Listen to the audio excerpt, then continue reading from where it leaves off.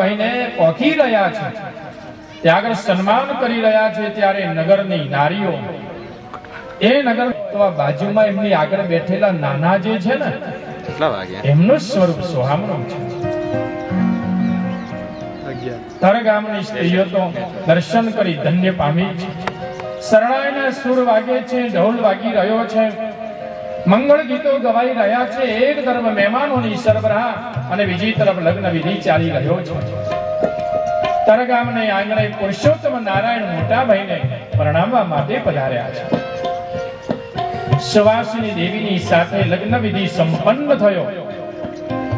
સારાઈ નગરને બાલ સર્વ ઘનશ્યામ મહારાજે પાવન કર્યું છે. પેરામણીઓ થઈ છે.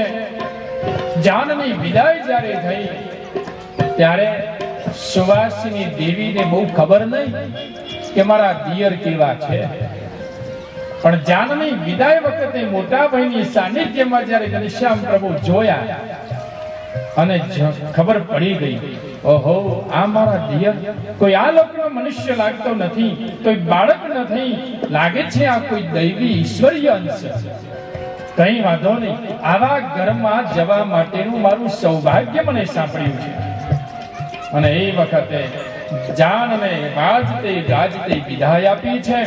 છપૈયાના નરનારીજનો મોટાભાઈ રામ પ્રતાપજીને પરણાવીને આવ્યા. છપૈયામાં જય જયકાર થયો, પરમાનંદ થયો છે. હે રાજન, ભાભીએ તો બીજા દિવસથી ઓળખી લીધા. કોને? ઘનશ્યામ. સેવા બધી જ લઈ લીધી. સવારે ઘનશ્યામને ઉઠાડવા, એમને સ્નાન કરાવવું, વસ્ત્રો પહેરાવવા, સારું ભોજન બનાવીને જમાડવા, તમામ સેવા ભાભીએ ઉઠાવી લીધી. સુવાસિની દેવી પૂર્વના કેટલા ભાગ્યશાળી હશે. એ જીવાત્મા આવી સેવા કોને મળે? ભગવાનને જગાડવાની, ભગવાનને પહોંચાડવાની, ભગવાનને સારું બનાવીને જમાડવાની આ સેવા નિશાળી આત્માને મળે. સગા સંબંધીને તો જમાડીએ છીએ, એમાં પ્રાપ્તિ એ શું થવાનું? અને સમય જતા ઘનશ્યામ મહારાજને 2 વર્ષ પૂરા થયા. 3જા વર્ષની શરૂઆત છે.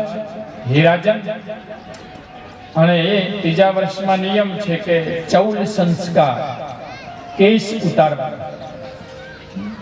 જેને આપણે ગુજરાતી ભાષામાં આપણી બાજુ બાબરી કહીએ, બાબરી ઉતારવા. ચૌલ સંસ્કારનો મોટો ઉત્સવ. સગા સંબંધીને નિમંત્રણ આપ્યા, સારું મુહૂર્ત જોવડાવ્યું, નાપિતને બોલાવ્યો. ધર્મદેવી આખો ઉત્સવ ક્યાં રાખ્યો છે? નારાયણ સરોવરના કિનારે, આંબાના વૃક્ષના સમૂહમાં ઘરને મંડપ બાંધી શણગાર્યું. સુંદર મજાના આસો પાલવના તોરણથી ચોક શણગાર્યો છે. સાથિયા પુરાવ્યા છે. મંગલ વાજિંત્રો વાગી રહ્યા છે. બહેનો આખી છપૈયાની તમામ બહેનો, સગા સંબંધી મંગલ ગીતો ગાઈ રહ્યા છે. અને અમારા અનંત કોટી બ્રહ્માંડના અધિપતિ ઘનશ્યામ મહારાજના કેશ ઉતારવા માટે નાપિત પોતે સુવર્ણ સાધન લઈને બેઠો છે. નાપિત જ્યારે કેશ ઉતારે છે ત્યારે એ સમયમાં ઘનશ્યામ મહારાજને થોડી રમૂજ કરવાનું મન થયું કે આ નાપિત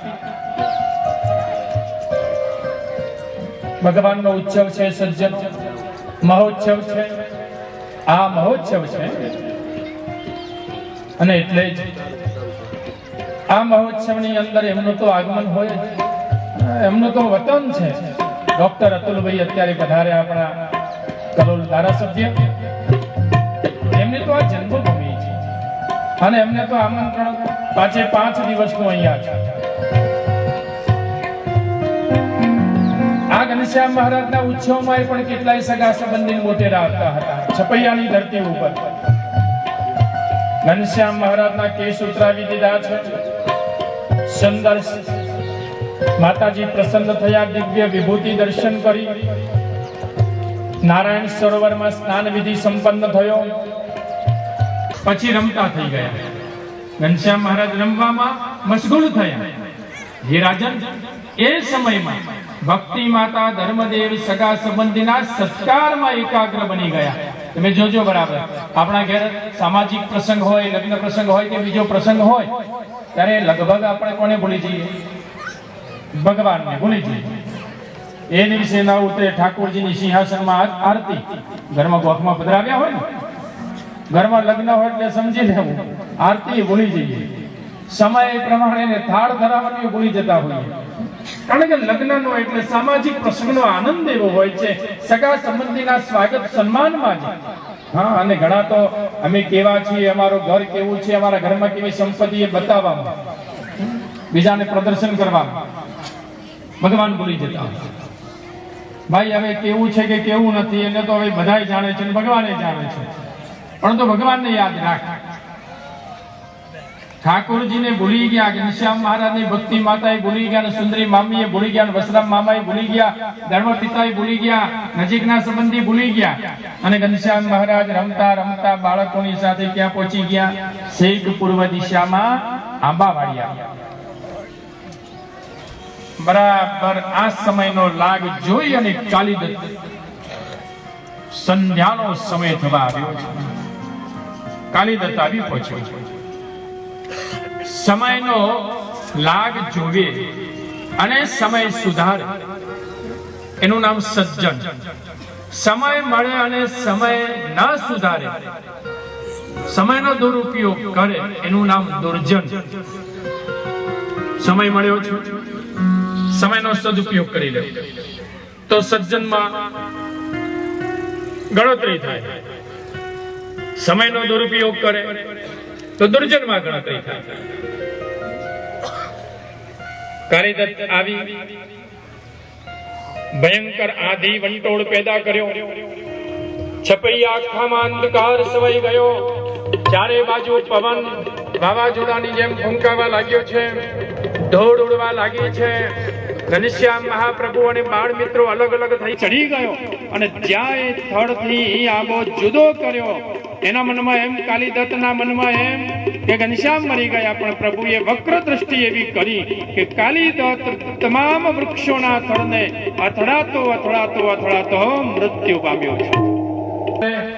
અંધકાર સવાયો, ફાનસ પ્રગટાવ્યા, દીવીઓ પ્રગટાવી, ચારે બાજુ માણસો શોધવા મોકલ્યા છે. ઘનશ્યામને જલ્દી શોધો, માતા તો મૂર્છિત થઈ ગયા.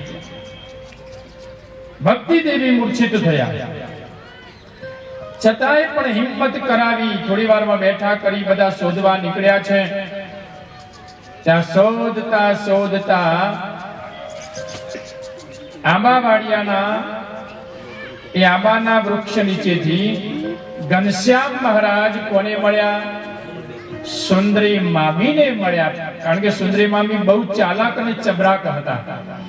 શોધી કાઢ્યા અને શું બોલ્યા? મયા લબ્ધો મને મળ્યા ઘનશ્યામ, મને મળ્યા. પણ એ પહેલા શું ઘટના ઘટી ગયેલી ખબર છે? ભગવાન ઘનશ્યામ મળ્યા પહેલા એ ઘટના ઘટી ગયેલી. ધર્મદેવની કેટલી પત્ની મેં હમણાં કહી? 13 દક્ષ પ્રજાપતિ આપેલી. એ પૈકીના મૂર્તિ કહેતા ભક્તિ તો અહીંયા છે, ઘનશ્યામ મહારાજનો પ્રાગટ્ય એમના થકી થયું. પણ 12 પત્નીઓ જે હતી એને એમ થયું, ધર્મદેવની 12 પત્નીને, કે આ ઘનશ્યામનું સુખ અમને મળ્યું નથી. 12 પત્નીઓ ત્યાં આવી અને ઘનશ્યામ મહારાજ 12 માતાઓના ગોદમાં 12 સ્વરૂપે થઈ અને સ્તનપાન કરવા લાગ્યા. એમની ભાવના પૂરી કરી. કોઈ ભાઈએ એવું પ્રશ્ન કરેલો કે સૌથી મોટા રામ, બીજો નંબર કૃષ્ણ, ત્રીજો નંબર સ્વામિનારાયણ. એટલે આપણા આવા સંતોએ પૂછ્યું કે ભાઈ નંબર કઈ રીતે કાઢ્યા ભગવાનના? એટલે માતાના દૂધ ઉપરથી. રામે 3 માનું દૂધ પીધું એટલે મોટા, કૃષ્ણએ 2 માનું દૂધ પીધું, યશોદા દેવકી એટલે બીજો નંબર, અને તમારા સ્વામિનારાયણે તો એક જ માતાનું દૂધ પીધું